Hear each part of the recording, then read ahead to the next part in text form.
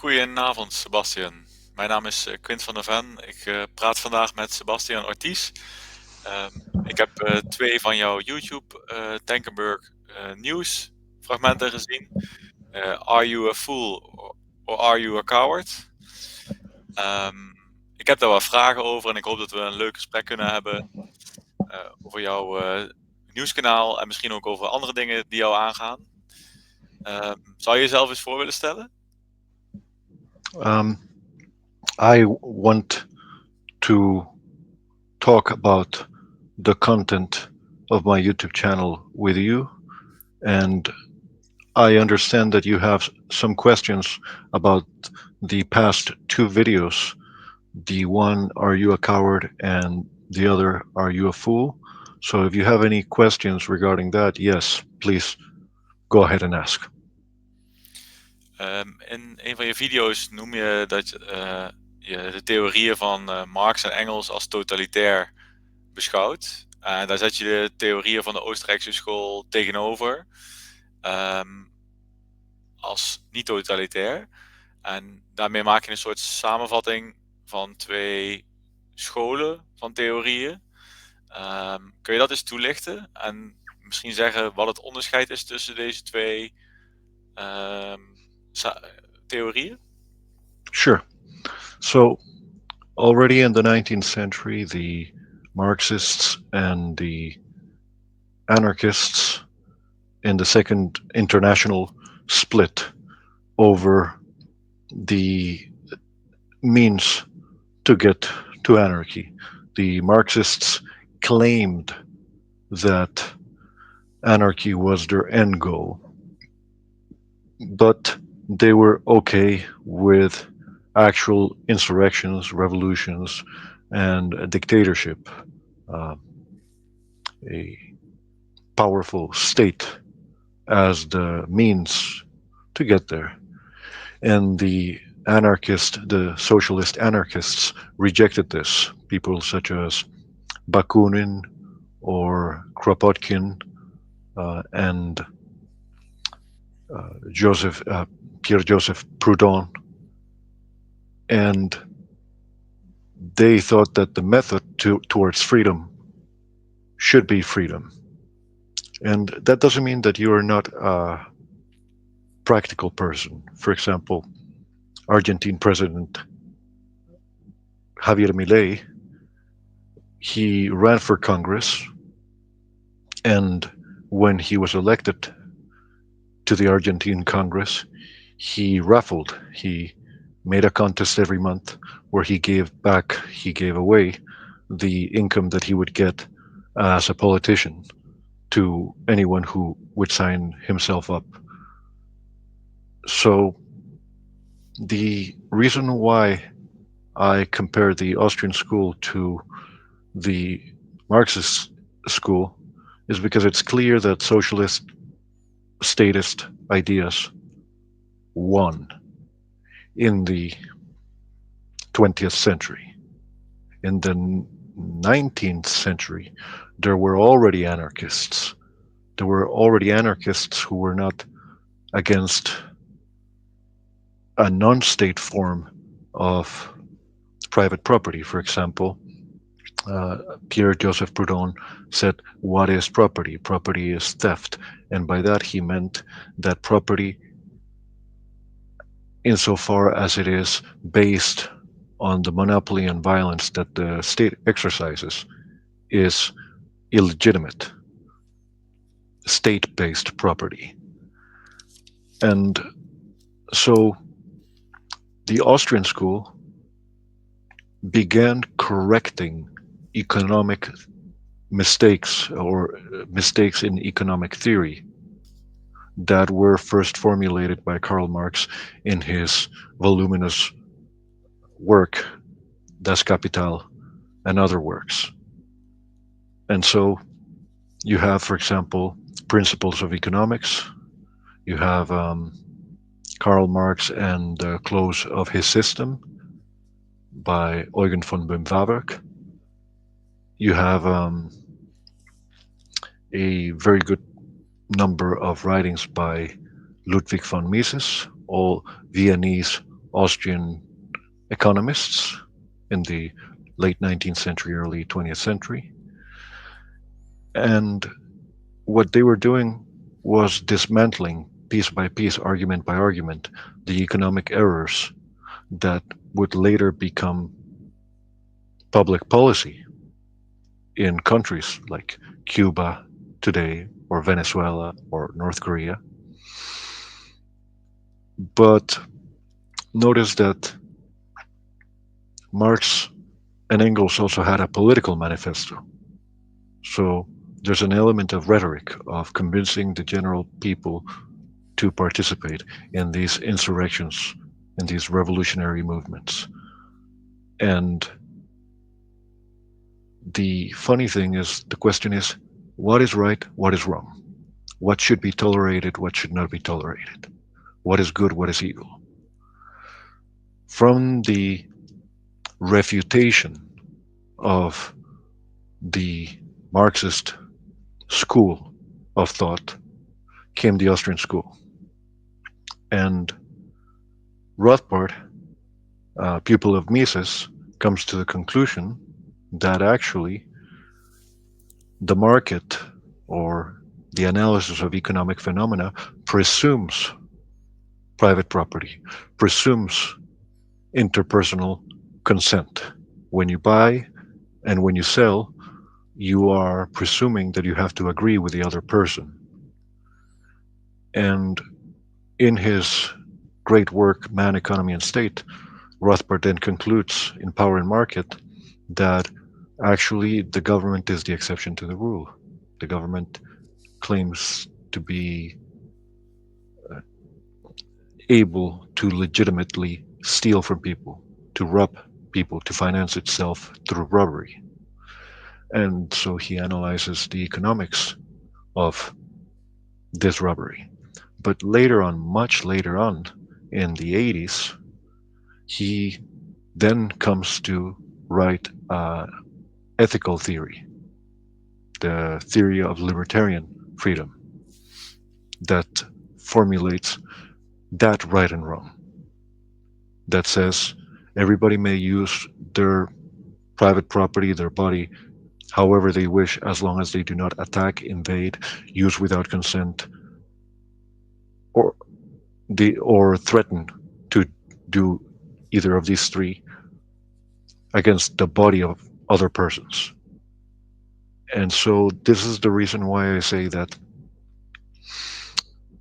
out of the Austrian school came not only the refutation, the proof that they were wrong, the Marxists, but most especially when the Marxists thought, since we're right, we just have to revolt, orchestrate revolutions like the Bolshevik Revolution.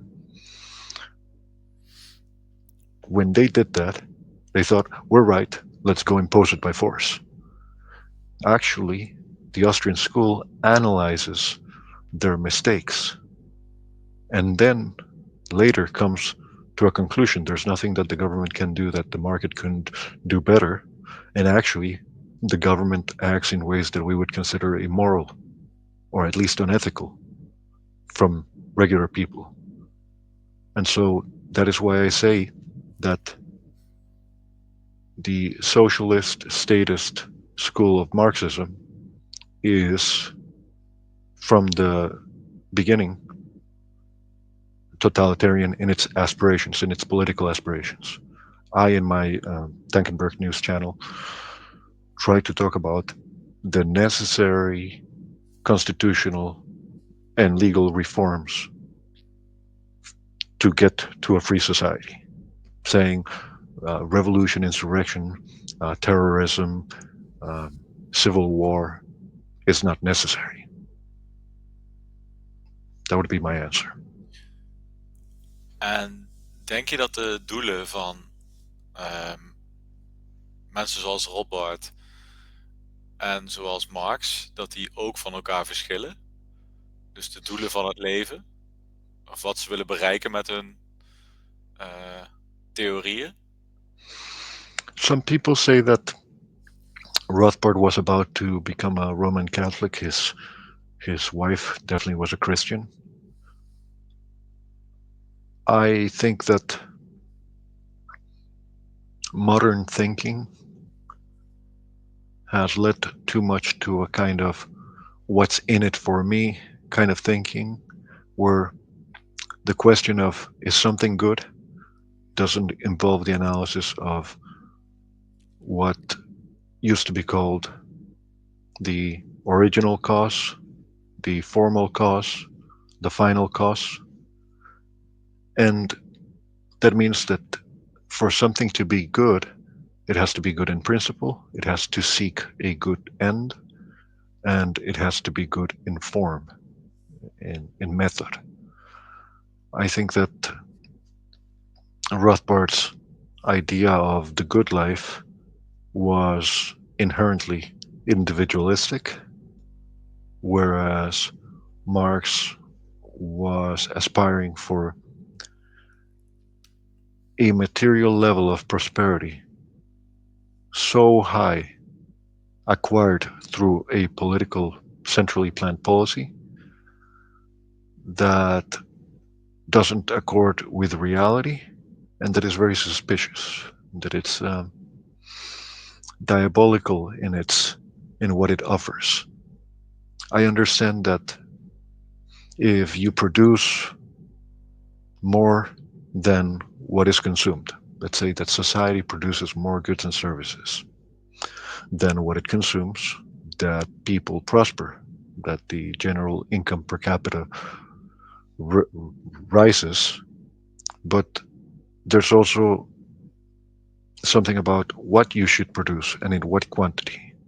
You can't produce everything in superabundant quantities without things becoming wasteful. And and it's not just a matter of trying to make everything cheap to have some kind of material heaven on earth here.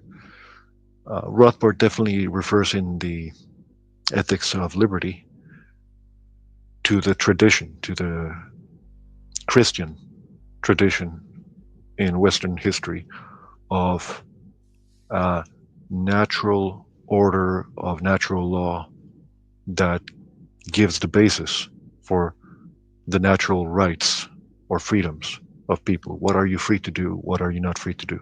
You're free to do whatever you want, but not to attack people, kill people, steal from people, etc. And so I would say that actually Rothbard, in many ways, was more sincere at heart in that intuition of there's right and wrong, there's good and evil, and the Marxists are definitely evil in what they promise and how they plan to accomplish it. Again, the means. Is it for a good cause? Is it for a good end? Is it through good means? I don't think so. And his pupil, Hoppe, actually, I think, is a step backward. Um, Hoppe, for example, has a very famous paper of Marxist and Austrian class analysis. And there he mentions um, the class of the state dependent, people who depend on the state, as the parasitical. And he says that the Marxists had the right idea. But actually, I think that this is just creating a mirror image of the other in a dialectical struggle, whereas Rothbard referred more to tradition and to Christianity. And this is not unimportant. This is very, very, very important because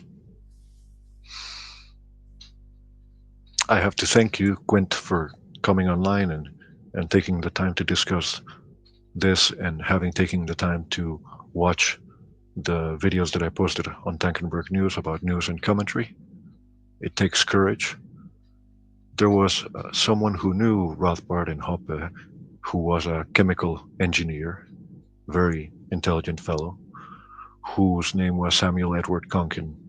He was a Canadian, moved to the United States, gave up his life as a chemist, as a chemical engineer, and he promoted something that he called the counter economy. So he did see participating in the state regulated guilds and industries as something to be avoided. And in that sense, I have tried to avoid becoming a lawyer. I have tried to avoid becoming a judge. I have tried to avoid becoming a licensed professor, university professor, and chosen other things. Chosen marriage, chosen Jesus Christ as my God. And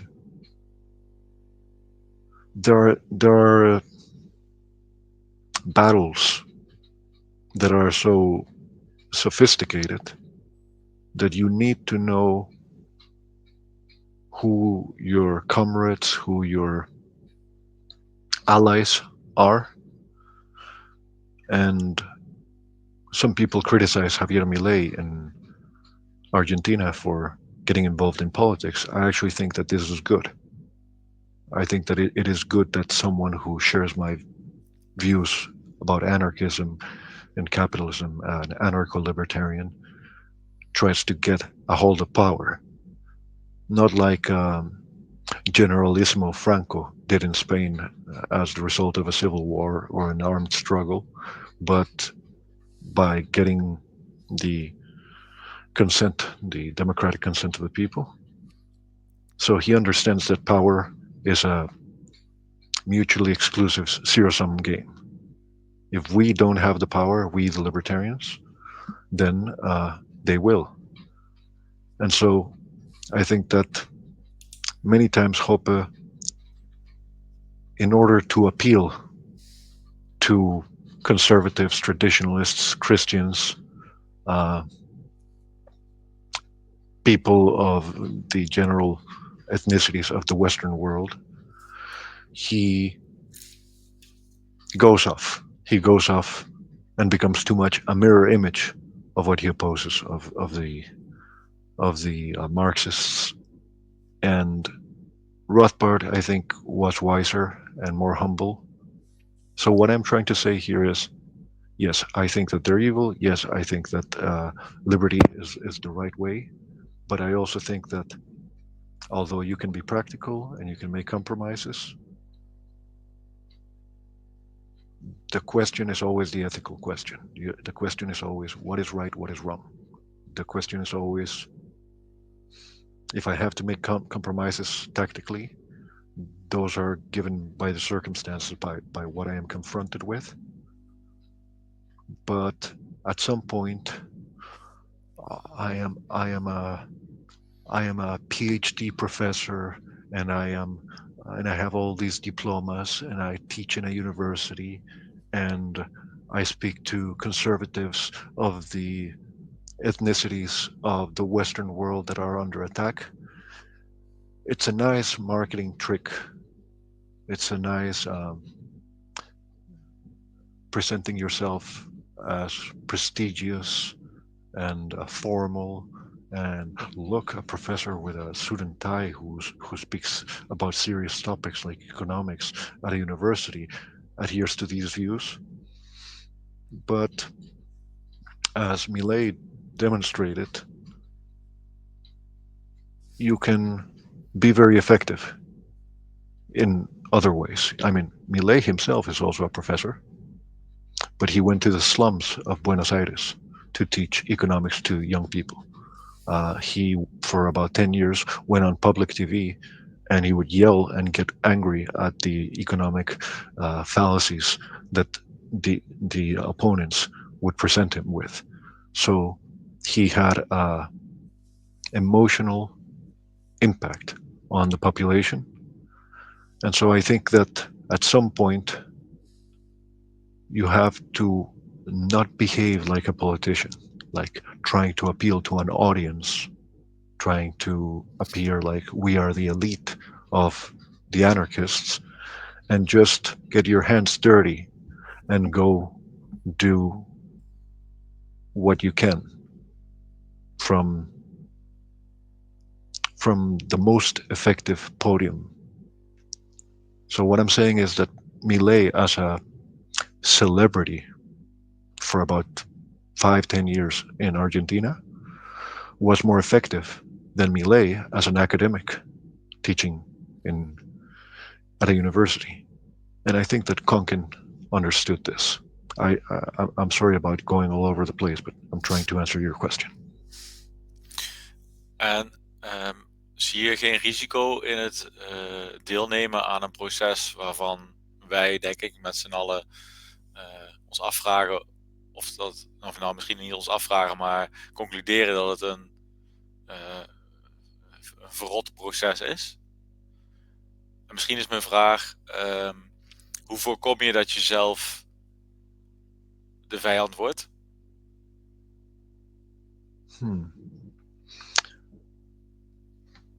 There's a very good movie called Mephisto that deals about with the process of corruption. I think that one has to be minimalistic in one's practical thinking. I worked most of my 20s. I went to law school in my 30s. Then I worked during the period when they closed the world. And once I had enough savings to pay for the entire career, like to be able to, out of my own pocket, pay from savings for the entire career of law, I decided not only do I detect that professors are sabotaging me for my political opinions, trying to lower my grades and lower my GPA, my average, but I thought this is not something that I would spend. This is not an investment that I would spend money that I have worked for and saved out of my own pocket in order to pursue. It's corrupting. It is good to learn the language of the opponent, to be able to show their contradictions and the injustice of their institutions and what they promote. But at some point, I thought most people get a scholarship, or they get subsidies, or their parents pay for their studies, or they get a student loan. And in my case, I thought this is a waste of money. So what I'm talking about here is I want freedom now. I want freedom now within my lifetime. It is nice to know, for example, that the Constitution of Liechtenstein allows for a municipality to vote to secede. It is nice to know that the Constitution of Ireland allows parents to homeschool. The, these things have a strategic potential. But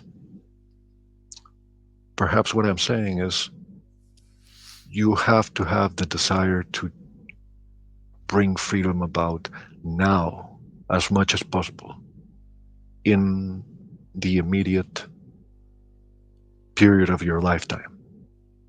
You have to think that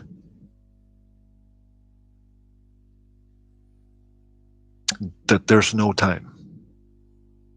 That let me just say one thing. I was converted to libertarianism, to anarcho-capitalism, by a man from Canada called Stefan Molyneux, who was a big YouTuber before he got deplatformed in 2009. And he had millions of views and subscribers and received donations. And he was the greatest popularizer of libertarian anarchist ideas in the world, definitely between 2009 and 2013. And I remember he gave a very powerful speech in Porcfest in New Hampshire. and he contemplated the idea that maybe within a generation or two there may be freedom. Since the year 2015, the entire narrative of the world has been derailed. Closed borders, open borders, uh, woke or anti-woke, um, and then came the state, the global state, flexing its muscle with a so-called pandemic. And now it seems very distant, the possibility of of having of having a free society within our lifetime. That changed a little bit with Millet, and so I think that we have to have this idea that there's no time, that we have to act now, and that we have to make sure. Let me put it this way: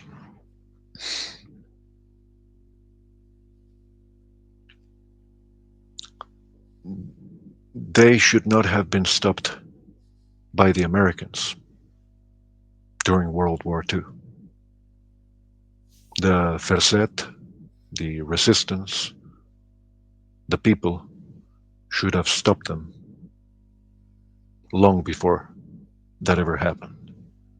And it is sad that that didn't happen because that meant a lot more deaths. And I don't know if this answers your question in any satisfactory sense. Als ik het samen mag vatten, zeg je eigenlijk je wilt zo snel mogelijk vrijheid ofwel meer vrijheid. En dat is het risico waard dat je zelf een beetje corrumpeert. Yeah, I mean, look, I got this recently, and and I saw, and this was during the Frightingsdag, the day of liberation from the National Socialist invasion celebrations, and I saw a plate somewhere in a public, uh, on the street somewhere that it said, uh, "This town, uh, 80 years of liberty," and it was 1945 all the way to 2020. And I thought that's very sad and ironic because 2020 was the year of Corona and all of that.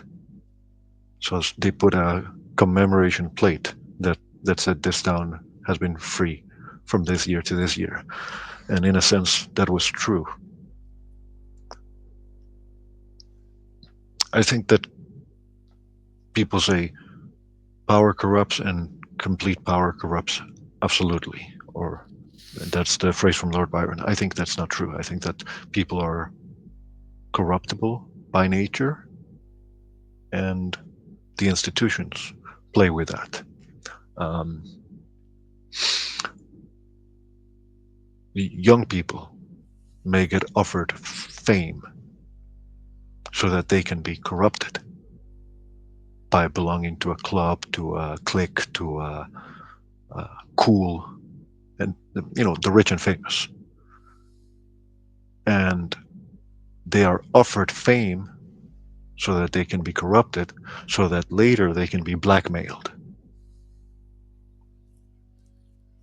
Politicians are offered money in exchange for auctioning the liberties and the property of the general population, passing laws that enable the state to regulate the behavior, control other people. And so I think that actually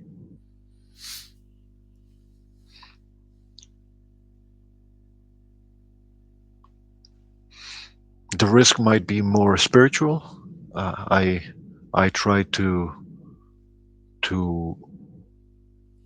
remember not only the non-aggression principle, property rights, but also the golden rule in Jesus Christ, because it is related to what is called in game theory asymmetry. Jesus Christ says, uh, do do what the Pharisees ask you to do, like follow the law, obey, but don't become like them, because they're full of it. They don't practice what they preach. There is a lust for wealth, wealth, power, fame, and influence, and that is not the same as just let's just stick to basics. Let's just in the 19th century, let's say, let's just abolish transatlantic slavery. Let's just abolish taxation. Um, could you get corrupted by being an abolitionist, by opposing taxation? I mean, by opposing the slavery of blacks in North America in the 19th century? Maybe. In the 1700s as well, there was a Quaker named John Woolman who liberated his slaves. Maybe you can get corrupted, but I think that with some exceptions, the risk of freedom is better than the risk of statism. The risk of statism causes Western Europe 1900 to 1950. And that's without counting, Soviet Russia. En eventjes geleden noemde je, ehm, had je het over effectiviteit. Wanneer denk je dat Milei effectief is? Wat is voor jou een objectieve maatstaf van zijn effectiviteit? Want je bent nu positief over Milei, maar stel je voor dat hij morgen zou stoppen. Vind je dan dat hij effectief is geweest? Of heb je verwachtingen waar hij aan moet voldoen? En wat zijn dan die verwachtingen? Wat is voor jou effectief? Okay, this is very important. This is of extreme importance. Um, at the beginning, at the beginning of Christianity, the Christians were persecuted by the Roman Empire.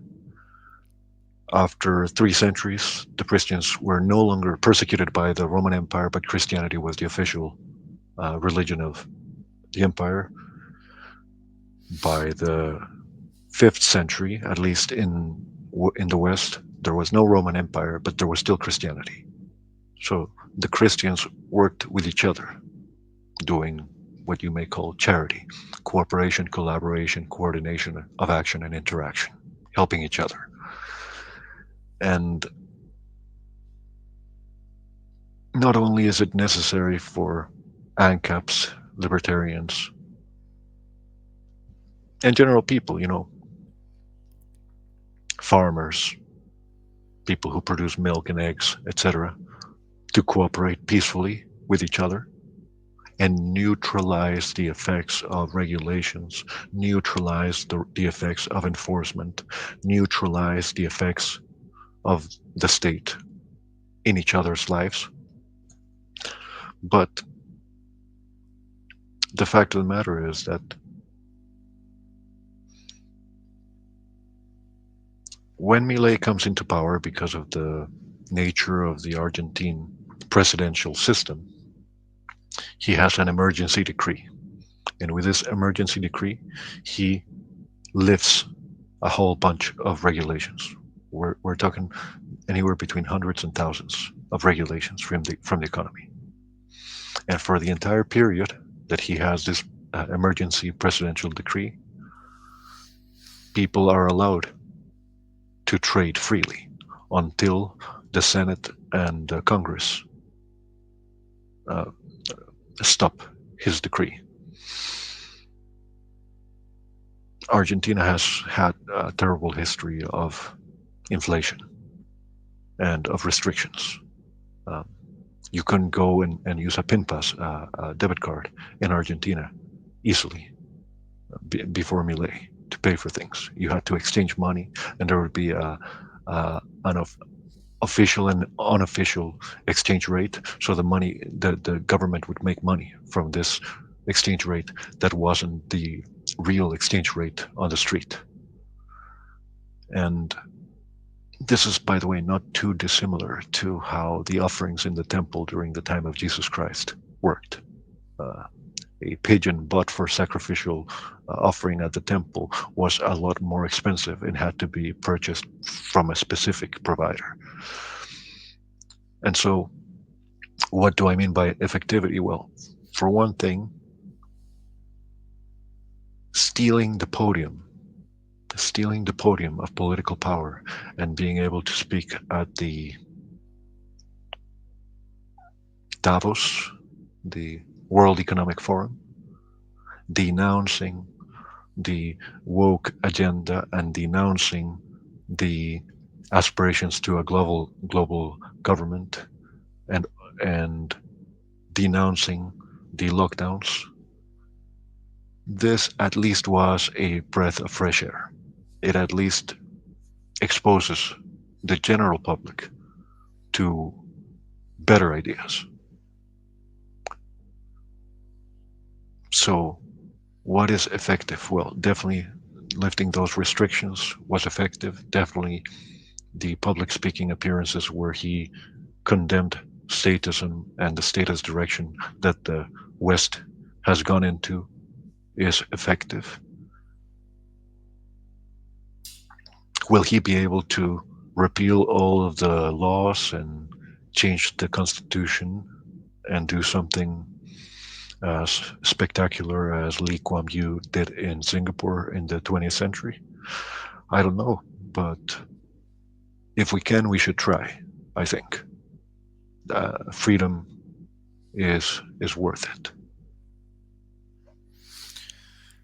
Dus als ik je goed begrijp, zou je zeggen dat wat hij nu al gedaan heeft al effectief is. Dus ook als hij morgen, om wat voor reden dan ook, geen president meer is, zeg je dat het een goede zaak is geweest dat hij het is geweest. Mag ik het zo samenvatten? I mean, I think it is relevant that he is the first anarcho capitalist president in the history of the world. Um, I think it is relevant that he has made Argentina politically the culturally most anarcho capitalist and Austrian school exposed, whether friendly or not, but at least exposed people on earth. I mean, you have to understand that the people who elected him in Argentina were mostly the poor and the young, who saw him for years on national TV complaining about the inflation, complaining about the economic ignorance, and going to the slums, going to the streets, and giving economics lectures, explaining monetary theory. Is this to say that he has done enough? No, it's to say that no one else has done that. Guido Hulsmann and Hans Hermann Hoppe did not become Chancellor of Germany. And would that even be possible? Argentina had extreme levels of inflation and poverty, increasing poverty, after having been one of the richest countries in the world for a very long time. So the people were definitely desperate. But yes, I would say that it is a good thing that on a daily basis, Argentines, I think about 40 million of them, have heard the name Rothbard, the name Hayek, the name Hoppe, and have seen this eccentric, passionate person who is all about freedom.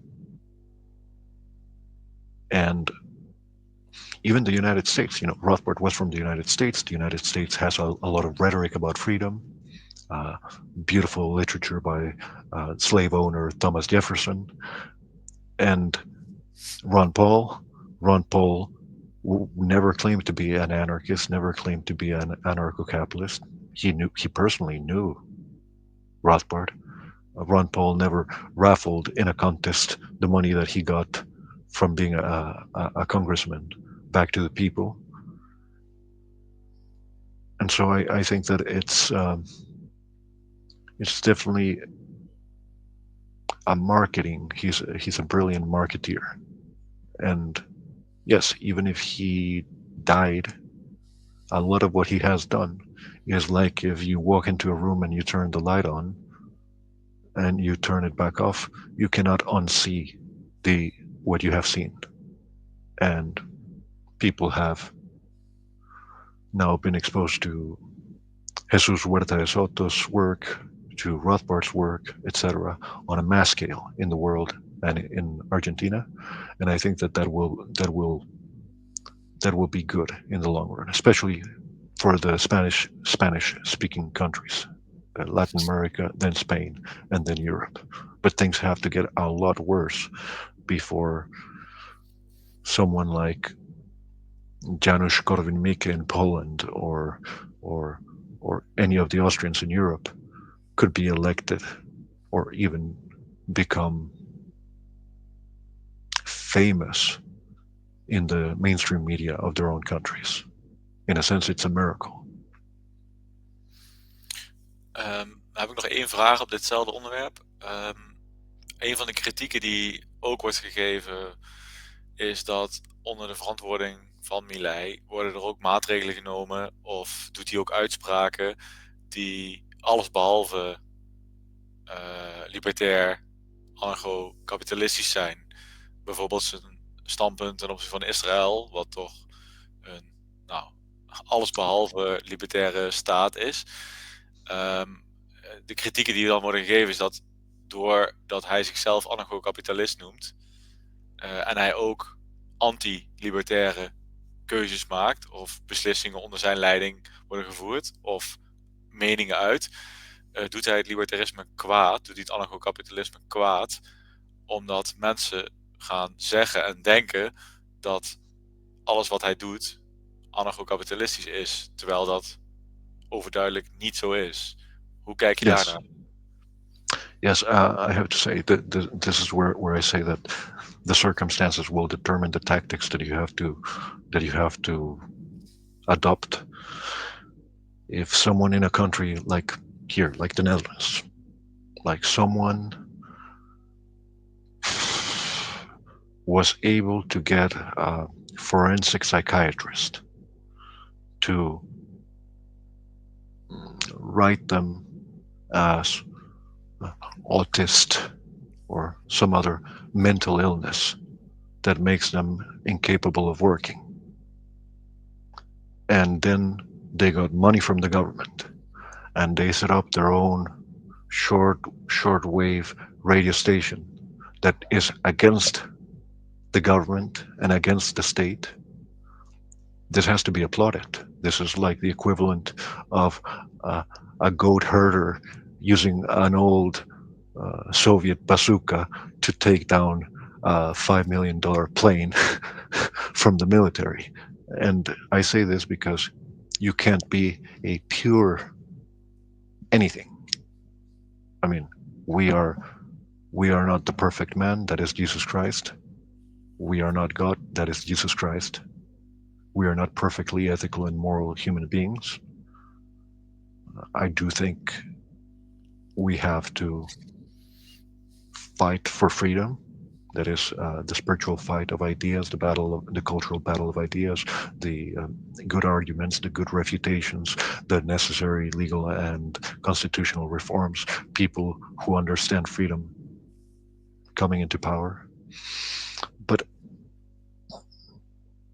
although I agree more with my friend Walter Block in his analysis of the situation in the Middle East, I also can say that critics such as Hoppe can go back to read Nations by Consent by Murray Rothbard, where he talked about how it would be perfectly legitimate for the Lithuanians or the Latvians or the Estonians to defend themselves from the Soviet Union when it was collapsing, should they want to invade. And I say this with the benefit of historical experience or historical knowledge. The Hungarians tried to revolt against the Soviet Union and they were crushed. I think it was in the 50s. So, to answer directly your question, however, And my book that will soon be in print and that I wrote and presented last year in Bruges in Belgium, I mentioned two different principles of law, of natural law, according to the concept of freedom that libertarians promote. And that is the principle of escalation of the victim and of proportionality after the events took place. So if somebody attacks me or is attacking me, then I can use all the force that is necessary to make them stop. Should I tell them, hey, stop? Yeah, we should tell them, stop. Yeah. But if they don't, then you escalate and you keep on escalating. And at some point, it becomes a system of incentives, of punishment and reward, where you're saying, to the extent that you continue attacking me, I am going to make it miserable for you. I'm going to use all my resources, all resources necessary to persuade you in practice to stop attacking me. That is different from someone was attacked, someone can prove that this person either attacked them or stole something from them. They have witnesses, they have evidence, and then they make an accusation. The person who has been accused is caught and is brought to a court of law. There's a cross examination and a due process where the evidence is analyzed. There's a verdict or a sentence. And then, yes, strict proportionality between the crime and the punishment is what is just. It should not be that uh, you bought and sold something and then you get the electric chair. That is a violation of the non-aggression principle by excessive force. But the direct victim, the direct person who is under attack, unless the attacker stops, I believe, or I am of the opinion that they in principle have the right to escalate using all means necessary to repel the attack in legitimate defense. And so these situations are never they're never pure or clear. Reality is not the practice of theory. Reality is the events of people with different ideas in their mind who disagree. And at the point that someone is already threatening your life and attacking you, you're already past argumentation. You're having to make life and death decisions, and that is something that should be informed by libertarian principles. Going back to your earlier question, if Millet died tomorrow, has he already done something beneficial? I think so. I don't know how many people in the world have read, for example, The Ethics of Liberty by Rothbard, because Millet mentioned Rothbard. But I do think that it is a good thing that people go and look up the relevant literature so that when they are confronted with real life situations, they can put into practice these principles as best as the circumstances permit. It's a little bit like the toleration of Christianity, praying for your enemies and being tolerant and loving others as you love yourself. But there comes a point where there's a limit, where you cannot love others more than you love yourself at your own destruction as a price. I don't know if this satisfies your mind. Het voorbeeld wat je gaf, sloeg dat op de uitspraken van Millet over Israël?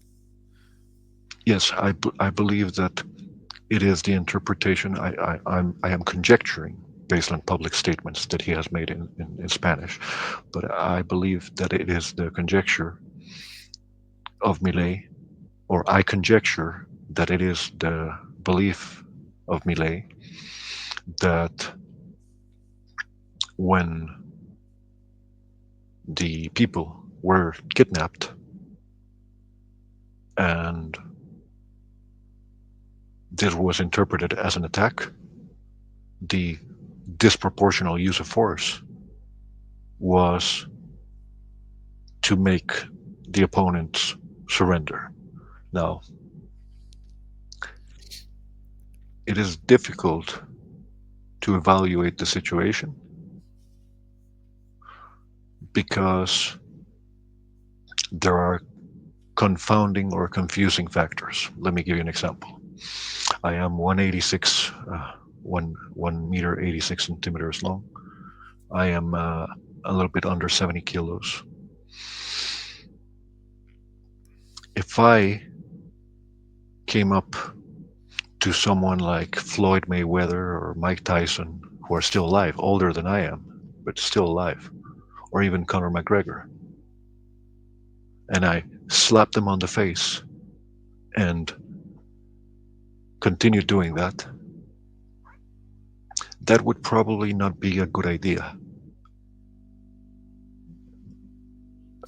It would probably be borderline self destructive for me to do that.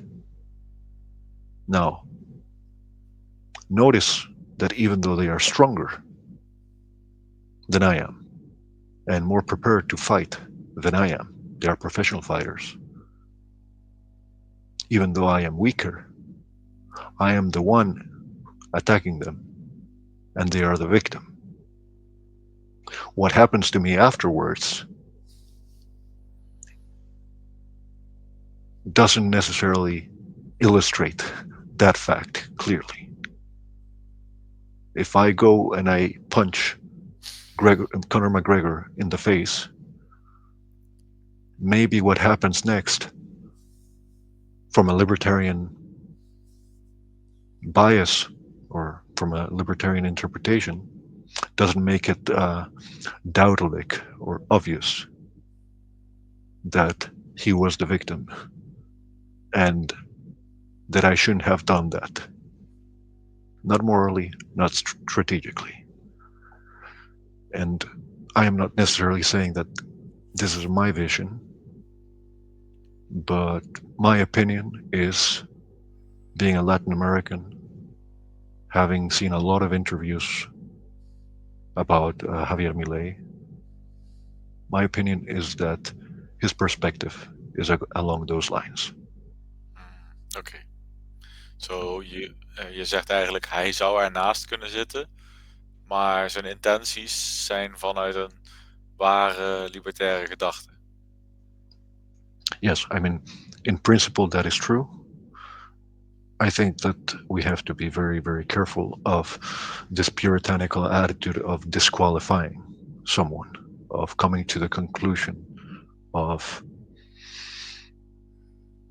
what is called the anathema or excommunication, or which leads to the logical fallacy of no true Scotsman. So you say, a Scotsman never does wrong. And then you show an example of a Scotsman who did something wrong. And then they reply, well, that is not a true Scotsman. This is a fallacy. This is what led to Christians having schisms. And I'm not even talking about the schism between the Orthodox Church and the Catholic Church in the year 1000. It can even be the Council of Chalcedon in the year between 300 and 400, where the Ethiopians and other Christians were no longer in communion because of a theological interpretation on the true nature of Christ. Is Christ perfectly man and perfectly God, or is he perfectly both in one? And this led to others saying, well, I don't accept your interpretation. You are not a true Christian. This is ridiculous, and it only weakens us. This um, Walter Block is a bloodthirsty monster and no longer a libertarian. I mean, if you go down that route, you can potentially disqualify everyone who shares your principles by coming to the conclusion that you took the you know what during the period that they closed the world, and you call yourself a libertarian. Havech yai, go away with that. And so no, we have to understand that there are no perfect persons other than Jesus of Nazareth, and what matters is that we get every little bit forward, and the state is forced to retrocede, to recall, to go back. It's like the people, the state. I don't know if it was Jefferson who said the state should be afraid of the people should not be afraid of the state. Helder. Ik denk dat jouw standpunt op dit onderwerp helder is, duidelijk. Een klein bruggetje, ook terug naar jouw video's die ik heb gezien. Ik moest daar ook aan Margaret Thatcher denken. En hetgeen ik geleerd heb tijdens mijn studie bestuurskunde, of geleerd wat ze me probeerden te leren, is dat in de jaren 70 van de 20e eeuw, van 1970, rond die tijd, en de opkomst van Margaret Thatcher. Zij presenteerde zichzelf niet als anarchist, maar ik denk wel als een kapitalist. Zij heeft ook in korte tijdframe, ik denk ongeveer 50 jaar, wel zeker zaken veranderd. Je zou kunnen zeggen dat het overheidsuitgaven een tijd lang naar beneden heeft gebracht. Niet alleen in Groot-Brittannië, maar ook in de omringende westerse landen. Maar je zou ook kunnen zeggen dat op de lange termijn het de vrijheid meer geschaad heeft dan goed heeft gedaan. Althans, als ik kijk naar de Nederlandse casus, is het beeld van kapitalisme niet bepaald positief. En hiervoor worden voorbeelden van de privatiseringen in Nederland gebruikt die mislukt zijn. Ik zelf vind het geen privatiseringen,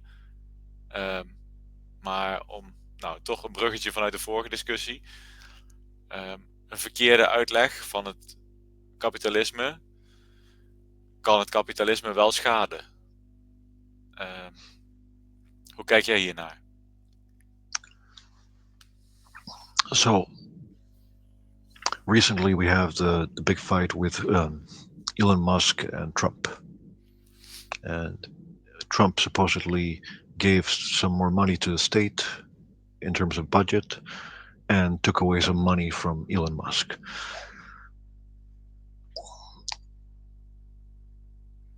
Now, capitalism means capital accumulation. Capitalism is not the same as a free market. Free market is more or less people are free to buy and sell things without having to follow a regulation and just taking their own risks. But as a consequence of that, people will tend to save money.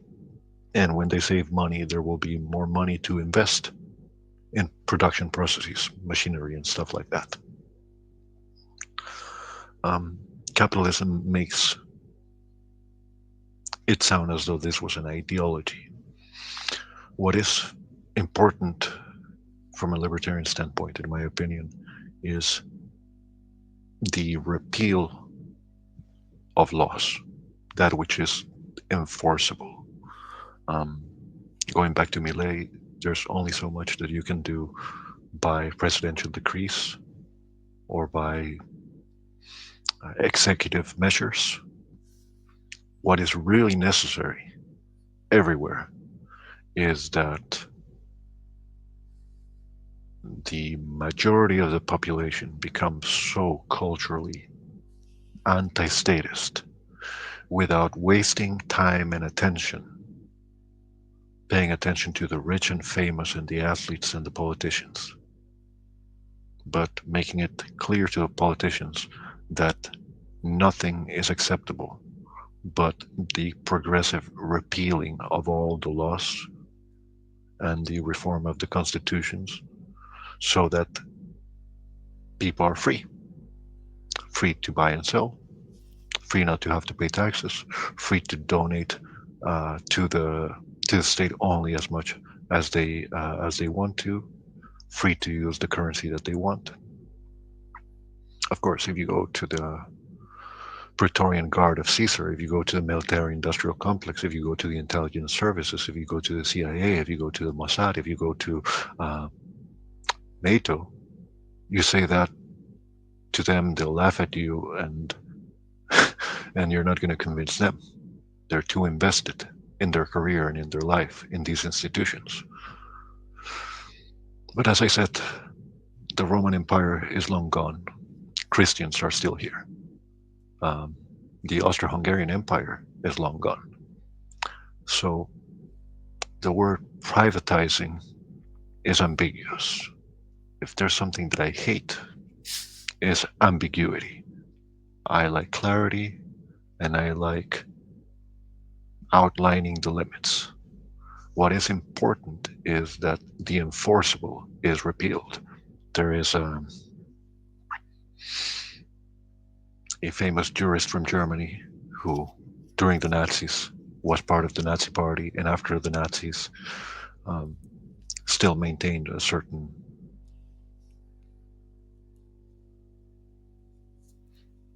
streak of being a defender of the exercise of power by the name of Carl Schmitt. And he was of the thought, broadly speaking, ah, there's always going to be power, there's always going to be politics. What is important is what is identified as the enemy. We already know who the National Socialists in Germany identified as the enemy. There's a book called Our Enemy, the State. But yes, the people have to know to demand from the legislators that all the old laws are repealed. Privatizing, that depends, right? It depends on what is meant by that. Um, a lot of deals can be made with companies who will benefit from something that appears to be an opening up of the market, but there are all sorts of requirements to register a BV, that is a commercial corporation, to follow a regulation, to be approved by the government, to have a certain amount of capital, to have a minimum number of employees, to have an accountant, a lawyer. All of this stuff has to be repealed. Um, Privatizing in the context of Thatcher, Thatcher was not an anarcho-capitalist. Thatcher was not an anti-statist. She was not against political authority. That is, she was not against the idea that force should only be used for defensive purposes, either self-defense or defending someone else. We are. Millet is. And so, repeal, repeal, repeal. Uh, the people of the second chamber of the Houses of Parliament, or the Congress in the United States, or the Congress in Argentina, everywhere, they have to receive letters that make it clear, letters that are as serious from the public as the letters that the public gets from the taxation agency, from the fiscal authorities, letting them know, I don't belong to your party, and I may or may not vote for you, but I demand personally from you as a person that you repeal all the old laws that do not conform to this formula called the non aggression principle. You have been personally informed. And so, a lot of things, like, for example, the GDPR, the European regulation on privacy, you don't have a right to privacy in a free society. You have a right to walls. You have a right to buy and sell things, including technology like encryption. Good luck. But as long as there is the state, as long as there's an institution that can regulate how the market works, privatizing will not be the solution. They have the advantage. Um, some people don't know this. Most people don't know this, but whenever the state does something, it is presumed that they are doing it legally, according to the law, according to the higher law, to the Constitution, according to the international human rights treaties. And if they don't, if you have been a victim of police brutality, you have to prove that. You have to get a lawyer, open a procedure, get witnesses, get evidence, and then after years, maybe the judge finds that you were right.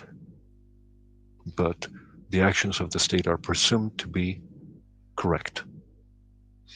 All of this has to change. All of this has to be repealed, be reformed.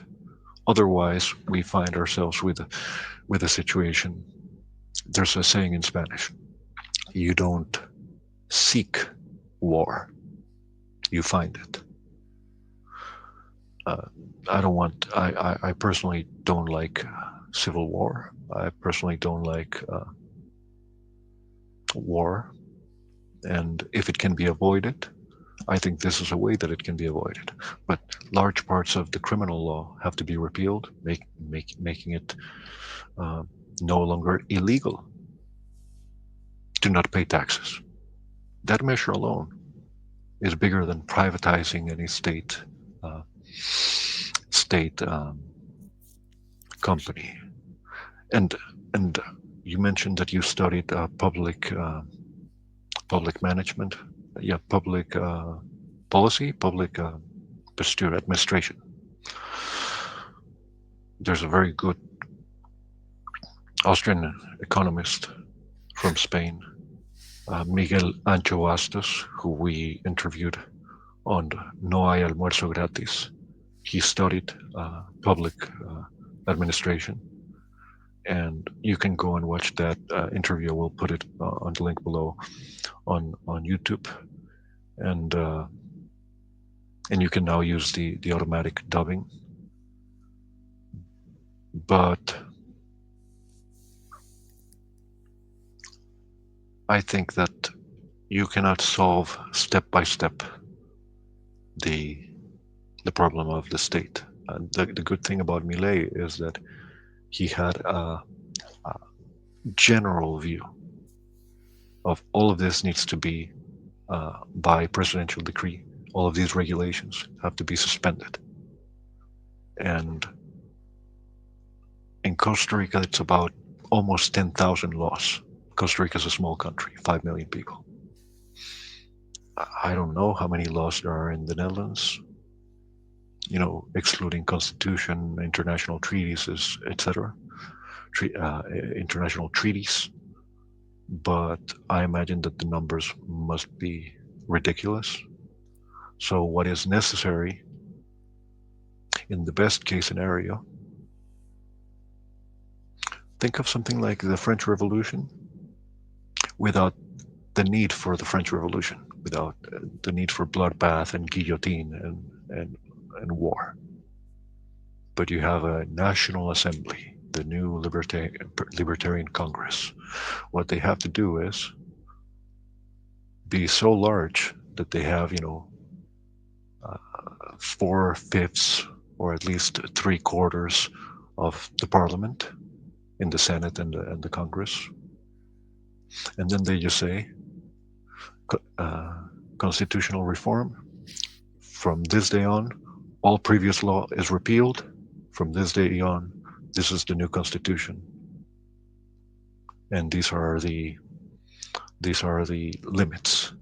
Uh, uh, Other than the criminal law, like don't steal, don't attack, don't rape, don't murder, don't kidnap.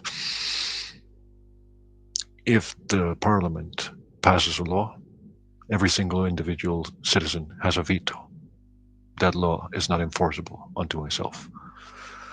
Because otherwise, we're not really saying freedom now, freedom now within our lifetime, freedom in the next decade, freedom in the next 15 years, freedom before my 10-year-old becomes 20. Otherwise, as you say, it's the illusion that there's a fellow from England by the name of Daniel Hannan, since you mentioned Thatcher. There was a free trade agreement in Costa Rica with the United States where telecommunications, cell phones, and internet was opened up. And sure, you can see some improvement relative to the past. I believe that here in the Netherlands it was KPN that used to have the telecommunications uh, prohibition to compete with, imposed by the state. But the most important thing is to get rid of all the old laws and not to get distracted by issues that come up. The immigrants, what do we do with the immigrants? We do this. Anyone who doesn't have a criminal record can go get a job. End of story. What about the criminal? What about the immigrants that come to abuse the um, the welfare system and they want to get free public housing and all that? Nobody gets that. What about the nationals? Well, at some point, you also have to get rid of the welfare state, right? It's more important for people's old age that they are able to save and invest in a currency that is not going to be devaluated until there's a new central bank, like it happened with a guilder, with a Holden, until there was the euro. It's more important that people can save in crypto, in Monero, and Bitcoin Cash, and know, just like when they used to save in gold and silver coins, that when they're 80, their silver coin hasn't lost all value. But yes, I think that indeed privatization sounds more like a very well connected businessman. Thank you. Dankjewel. Um, Naast de theorieën, Sebastian, zie ik je ook vaak met een gitaar. Volgens mij hou je ook van muziek. Kun je eens vertellen welke artiesten je aanspreken? Welke muzikanten? En wat voor muziek je graag luistert? So, right now I am going through a jazz phase, and I've liked all sorts of music throughout life. I've liked rock music, I've played rock music, I've liked reggae music, I've liked flamenco music, I've liked pop music, I have liked classical music. There's a behind Tankenberg. Um, there's a Stichting, a foundation for Johann Sebastian Bach music. Um, I like Gregorian chant. I went a couple of times with a friend to the church in Hengelo to sing. But most recently, I have been listening to um, an album that I think is one of the best jazz albums that I've ever heard in my life. It's called At Ease with Ben Webster. Ben Webster. Uh, I will. That one. Ease with Ben Webster. Klein beetje naar achteren. Oh, we konden I, het I niet will zien. I will put the link below, but basically it's jazz music that has a very cabaret club style, and I have a lot of respect for the jazz musicians because they are just as capable as the classically trained musicians, but they are more intuitive and more entrepreneurial, more on their toes, on their feet, uh, playing by ear, improvising, identifying the root uh, note of a scale, and using tricks. So I have been discussing with my wife recently how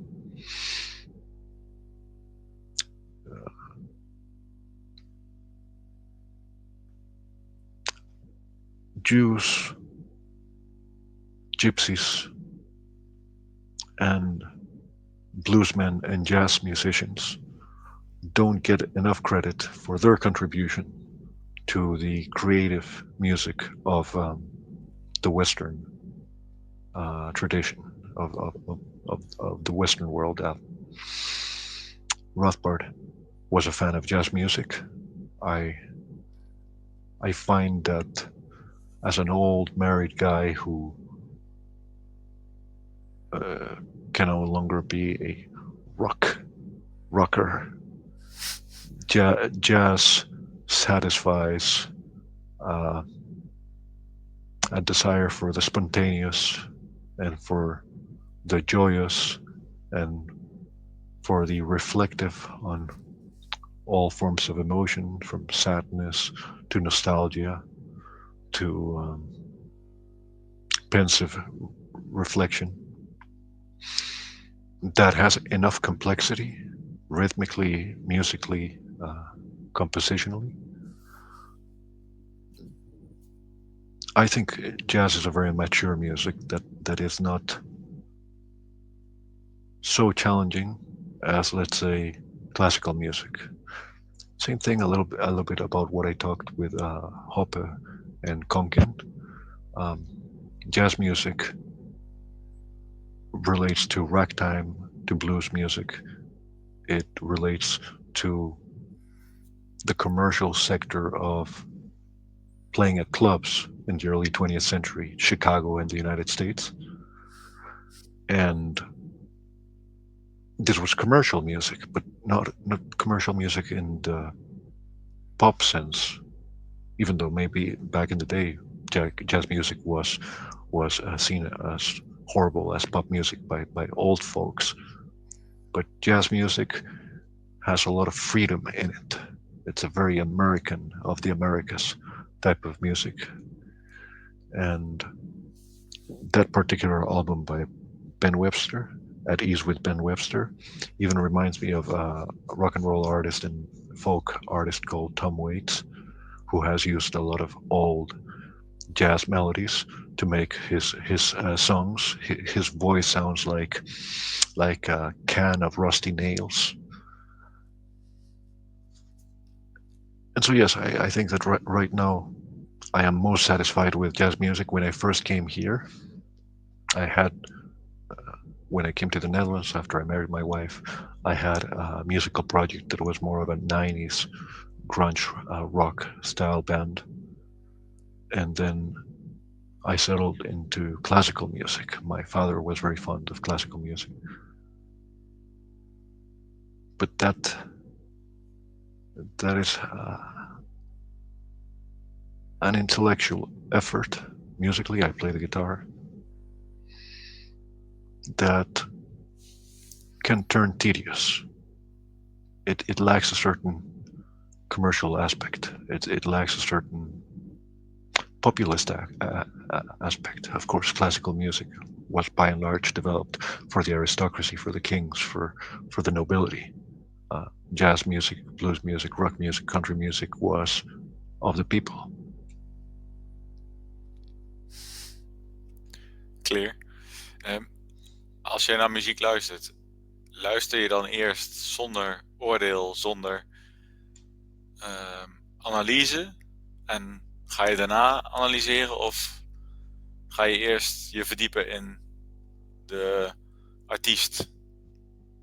En It used to be the case when I was growing up that I would become very obsessed with the person of the artist and the content of the lyrics, and I would be very prejudiced, and I would be looking for a role model, and I would be looking to identify with the lyrics and the feeling and the painting. If you ever take playing music seriously, not as a consumer, but as a producer, I mean, sure, you can always pick a style, and you can always pick a public, an audience. But if what you want to do is to be able to stand in front of people and play music at any cost, then you will have a kind of musical palette, like a painter has a palette of colors. My wife, she paints, and so that's the beauty of the jazz musicians. A jazz musician and a very good blues musician would probably be able to get on stage with any kind of musical style and make a relevant contribution. Like they would be able to pick up the rhythm, and this can also be said about flamenco. You get a very good flamenco and a very good jazz musician or a very good blues musician, just like a very good but intuitive classically trained musician, and you put them on a stage and you tell them improvise. In my experience, the classically trained conservatory musicians,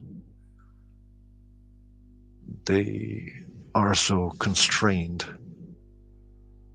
in the way that they have been educated that they het is find it meer more difficult. mechanisch. Yeah, that they cannot improvise. But if you get a good jazz musician or a good blues musician or a good flamenco musician, and you tell them, "Here you go, play with this track, with this artist, with this singer, with this," they'll be able to do something that has emotional content and that has rhythmic and melodic and harmonic complexity. So, to answer your question more directly, a lot of times my wife will put her Spotify list on, and I will have my guitar and I will just play. So, definitely after I took seriously for about 6 months to a year, writing songs and playing songs and rehearsing, a lot of, well, I don't like that kind of music goes away. You just think of music as, you know, the notes, the chords, and then the changes in scales, the changes in melodies, the changes in harmonies are just tools to express an emotion, to paint a picture. And so I guess that this is something that you have to experience. You have to experience it to not go for like style. The young, the young will go for styles, for popularity, for fame, for wealth, for influence, for power. If you go for truth, you learn to see the beauty and the elegance of things in themselves, music, mathematics. Yeah, that's what I think. How you see this in the comedians? Kijk je, we gaan van de muziek naar de lach, naar het vermaken op het podium. Zijn er comedians waar je van houdt? Of Yeah, waar je meer om lacht? En waarom dan? yeah, I have to say that something that definitely happened since the year 2010 was growing up liking a lot of rock and roll and popular culture from the United States. A big disappointment to find out that all of my uh, rock star idols and comedians um, are basically jesters and buffoons and basically the jokers of the king, that that they have all sorts of political ties to the establishment. But one person who stands out is George Carlin. George Carlin was someone who I don't completely agree with, but as he got older, he got better, and as he got better, he became more critical of society and institutions and the establishment and the enforced order of things. Going back to Carl Schmitt, what is necessary is that the political is identified as the enforceable. Power is that which is enforced by institutions that has to be abolished, and the enemy is the state. This, as an intuition, as a critique of society, came through very, very well in the comedy of George Carlin. I would say that he is the best comedian of all time, in my opinion, because of this. He was all about critical thinking. Recently, I interviewed, now, mind you, George Carlin was an atheist and very cynical. I would say maybe even disappointed in life. But he was all for questioning authority and asking yourself what is the truth of things. And that he has in common with a recent guest on the show, um, Mr. Alfred Cromwell from City Tutoring. I do have to thank you for your patience and commitment to coming on the show and asking me these questions in your own language, because I think that these topics are worth being discussed, and to the extent that they can be taken seriously, even if. So there's a difference between being a joker of power, someone who is not radically criticizing the institutions or promoting a reform of those institutions in the name of justice, in the name of truth, but who's just conforming and trying to seek status or influence or fame or wealth or power, and being a very good marketeer. This is what I liked about the rock and roll crowd, like Frank Zappa. This this was not being a joker for power. This was actually making yourself look like a joker, like making yourself look ridiculous to attract attention to an idea that is important to communicate, which is putting aside the idle height, the vanity, putting your own ego aside, and making a fool out of yourself so that the idea that you're trying to communicate is more important than yourself. You are just trying to reflect or shine or not obstruct the light from coming through. And I think that for all of their degenerate hedonism, a lot of the rock and roll attitude was, you cannot blackmail me. If I present myself in this very decadent way that is not even aspiring to comply with your standards of what you think is keurig, is neat, then you cannot blackmail me. And that's good, because I want to be free to do my thing. And that is being a good marketeer. Uh, Whereas to conform and just seek fame and seek popularity and seek being uh, famous. I mean, even in a free society, I don't think that the rich and famous are interested in virtuous people and good people. They will be intimidated and threatened by anyone who is good. Like Jesus in front of the Sanhedrin, like Socrates in front of the assembly of the Athenians, like Odysseus in front of the gods or Loki in front of the gods. Nobody wants the annoying critical thinker who's able to say, what you're saying doesn't make sense because of this. Zeg je hiermee dat de trucjes van de elite of van de statists of van andere boeven niet werken op mensen die authentiek zijn en zichzelf niet te serieus nemen? Of misschien is dat niet de goede samenvatting, dat laatste, maar mensen Yeah, die I zichzelf zelfkritiek uiten, die zijn niet omkoopbaar of moeilijker omkoopbaar. yeah, I think that Jeffrey Epstein is gone, and so is John McAfee. But I think that the reason why they're no longer around is very different.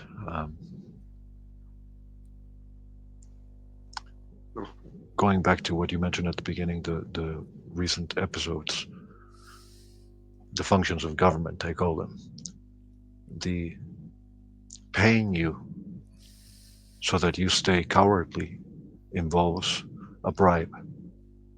We will offer you money or pleasure or fame or status so that then we can use it against you and you fear us, or we can take it away from you. But someone who just wants to be free, who just does not want to harm other people, that is very dangerous. That is unacceptable. That is that is you cannot have too many people like that around. You have 10,000 people like that in the world, and if they have any kind of savings or wealth or ability to promote their own ideas in the world, that really threatens the entire system of governance, the entire system of law. There's no reason to believe that the rich and famous would want such a person either.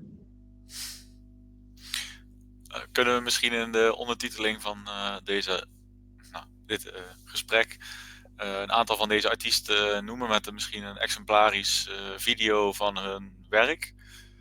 Zoals Frank Zappa en Carlin en misschien anderen. Yeah, I like George Carlin. I like Frank Zappa.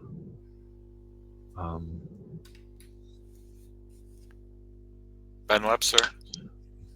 Ben Webster. Well, I don't know what his positions are, but I like his music. But Maybe share een deel van zijn muziek. Misschien anderen die dit luisteren vinden het ook leuk om dat te horen. there's something to be said about a song that I like called "Fight Against the Tyrant" from a friend, Sebastian Izquierdo, from Chile. He was an ANCAP many years ago, and then he became a traditionalist Catholic. He has a child, is married, and he has become more against sin and for God and for truth nowadays. But I really love his song, "Fight Against the Tyrant." I will put a link to that below. Thank you so much for your time. Thank you so much for taking the challenge and the risk. You know, I'm very aware that in this country they killed Theo van Gogh, they killed Pim Fortuyn, they killed Peter de Vries. Ayaan Hirsi Ali had to run away. So it takes a lot of courage to come and discuss these topics here in the Netherlands. But if courage and virtue are not exercised, then evil wins. And this is something that Millet understood. Power is a mutually exclusive zero-sum game. If we don't have it, they have it. And they're not going to use it for something better than we are. Mooie woorden om af te sluiten, denk ik. Yes. Thank you Fijne very avond. much. En fijne avond. Tot ziens. Dankjewel.